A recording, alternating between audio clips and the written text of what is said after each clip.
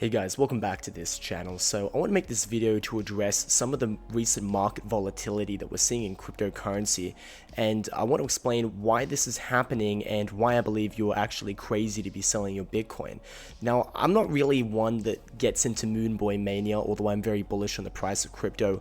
I do like to keep things very level-headed, and I don't like to pick tops, pick bottoms, and give people unrealistic expectations about, them, becoming millionaires from Bitcoin. But at the same time, I still think that the utility of cryptocurrency is ultimately the reason to be owning it. And at the same time, because of the fundamentals of money printing and the debasement of currency, it only makes sense to hold Bitcoin, and you will make money in the long term if you hold it. So that being said, it really disappoints me to see that people were so quick to be selling Bitcoin because of the market hiccup.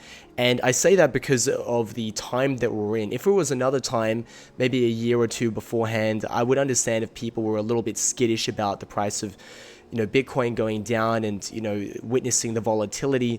But I just want to remind you, this is not our first rodeo. Bitcoin has regularly gone on these 20% dips in times past. And I think it's only for the people that are a bit newer to this world. They're a much more skittish than the people who've been in this for a little while. If you've been in it for a few years, you've definitely witnessed all the horrors that have happened in the past with Bitcoin. If you've been around long enough, you've seen the Mt. Gox crash. You've seen all the various Bitcoin cycles end up in flames, which is what happens after, a big run up. You've seen the COVID dump, you've seen everything by now. And what you're seeing right now is nothing too crazy, although I'm not going to lie, what I am seeing in the market is it's a little scary. That being said, we're going into a major bull run next year, and I don't think anything's really going to stop that. And I'm just going to get into some of the news that I'm seeing that is going to back up my point as to why I think you would be crazy to sell your Bitcoin right now. And things are already changing. So first, I want to explain what exactly has caused this market crash. So this is something called the Japanese yen carry trade, right? And it's a very simple trade if you get down to it.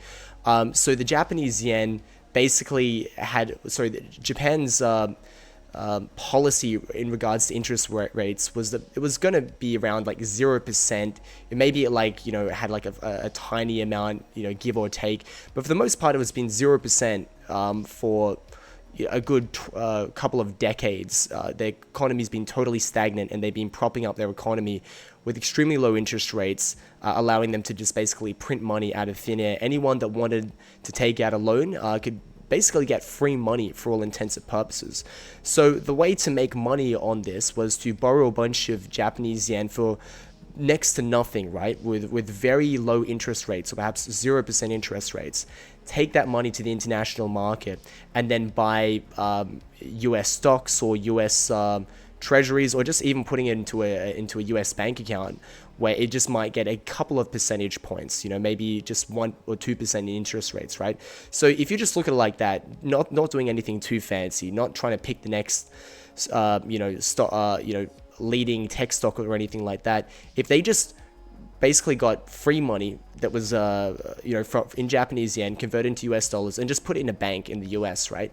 They're just arbitraging, maybe like less than 1%. Maybe they make like 0.5% a year or something like that, right? But if you're doing this on a large scale, and you're doing this to the tune of billions of dollars, well, that's like easy money, if you've got the ability to do that. And this was not a small thing. That this was actually, how much was it? It was $200 to $500 billion in the US stock market was, as a result, was emerged from this Japanese yen trade. So what's happened recently is that the policy has recently changed, where after decades of basically zero interest rates, the Japanese central bank increased it by just a couple of basis points. I don't know how much exactly, but it wasn't like they skyrocketed the interest rates. They just put up a little bit. But that was enough to dissuade a lot of people who are working on very tight margins to withdraw their stocks, to sell their stock in the United States, or to just withdraw their money from the bank where they were getting like a small amount of interest, and bring it back and buy Japanese yen in order to pay back their debts. And ultimately, it's that Japanese yen carry trade. It's just not as profitable, or it's they would outright lose money at this stage. So as a result, there was a huge sell-off that took place that created the stock market. And it's actually not over. Like there's a long way to go. There's probably more people who are likely to sell, and this is a pretty big threat to the stock market. Now, regardless of how serious or not this is, I mean, you could consider this just flushing out traders that are over leveraged. And I mean, no one should really feel pity for these people. I mean, they don't really contribute anything to society. They're just trading digits on a screen. Regardless of that, the Fed has taken this very seriously, and it looks like they're going to bring out the money printer to prevent the damage that could continue to take place as a result of this Ponzi-nomics. So the US is about to launch a 50 billion treasury buyback program that ultimately means they're going to pay off their debt sooner, ultimately by printing money. So the money printers are essentially going to come back on to reduce the damage of the stock market crash.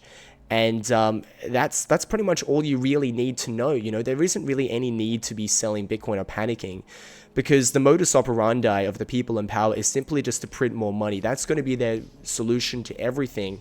And as I go through some more examples of what I'm talking about, you'll understand that the line just simply goes up, and I say that somewhat sardonically, because it's also a sign of the absolute decline and collapse of our civilization.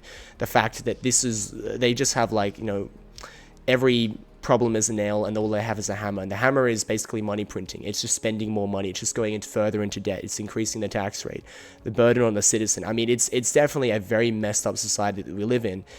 So, I mean, I don't mean to say these things so flippantly, but the reality is you need to kind of ride the wave. You need to ride that tsunami that's coming for our civilization, and you got to surf the wave. There's really nothing else to do but to take advantage of the policies that they've got in place. It's going to essentially bloat the financial system further, increasing the load of debt, and ultimately that benefits the likes of Bitcoin, because everyone knows when money printer goes brr, that's the time to be buying Bitcoin. That's when the debasement of the dollar will only increase, and that is ultimately what's going to increase the value of Bitcoin, which is ultimately deflationary. I mean, not immediately. We can go into the weeds on that one, but ultimately Bitcoin is essentially deflationary, especially compared to the US dollar, where it's just going to be debased more and more and more.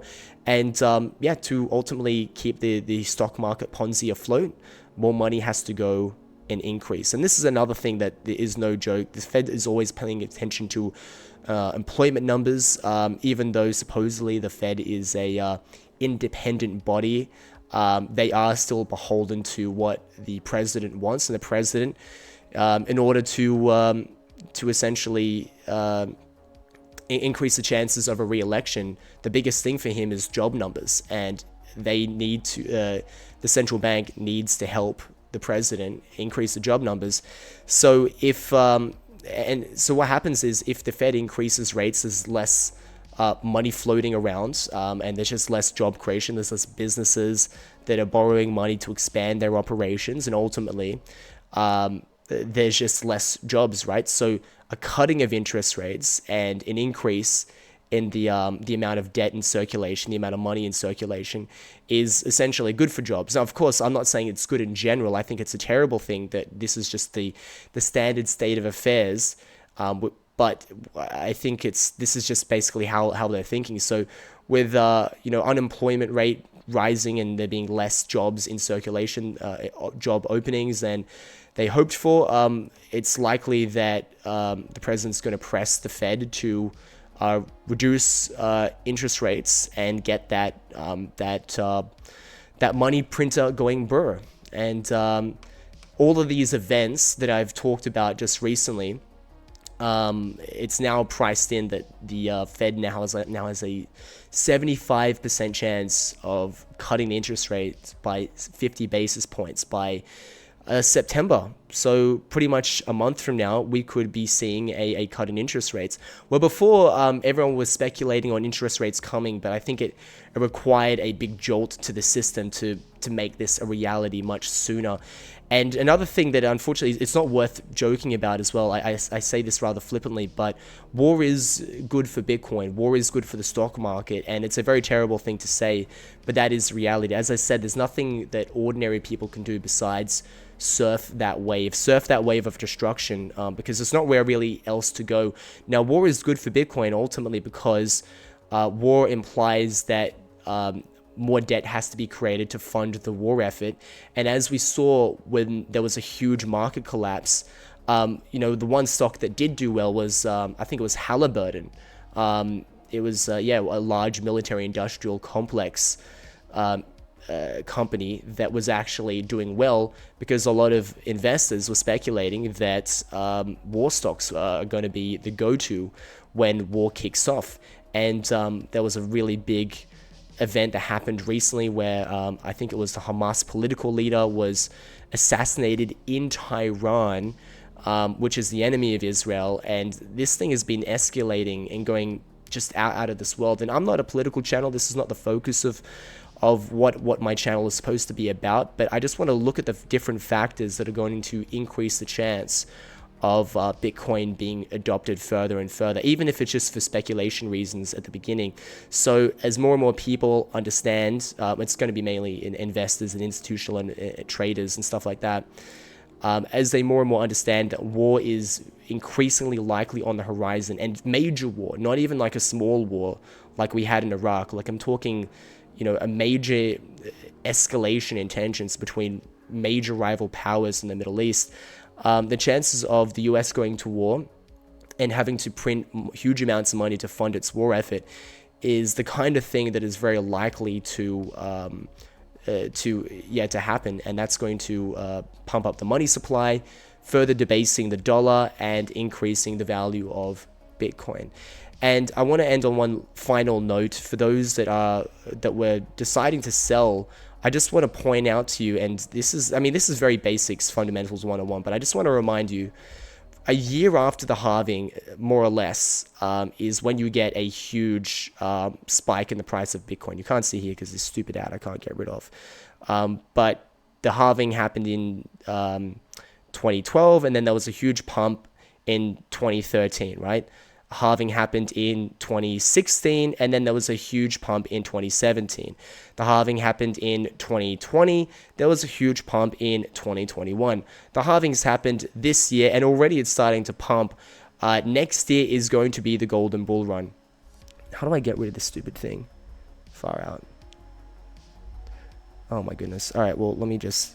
And there was one more thing that I wanted to show, and it's about the hash rates. I can't really explain... I'm not a really big guy on TA, right? Although I spent a lot of time researching and stuff like that. There are just indicators you look at. You don't have to understand precisely how it works, but some of them just work. And one of them is hash ribbons. I've been looking at this as a very reliable indicator to dictate when there are going to be major pumps. And I'll have to go to the log chart for this. Every time there is a sudden decline in the hash ribbons, it's what's called a mining capitulation, and this eventually evens out. And when it does, you get this buy signal that's printed, and the price eventually skyrockets. And every single time we've had a mining capitulation, you get a buy signal, and then the price pumps massively. And every single time this happens, all right, when you get the buy signal, it pumps. Let's go back to the auto. Go. All right, here we go. Mining capitulation pump. Mining capitulation pump. Mining capitulation pump. Mining capitulation pump.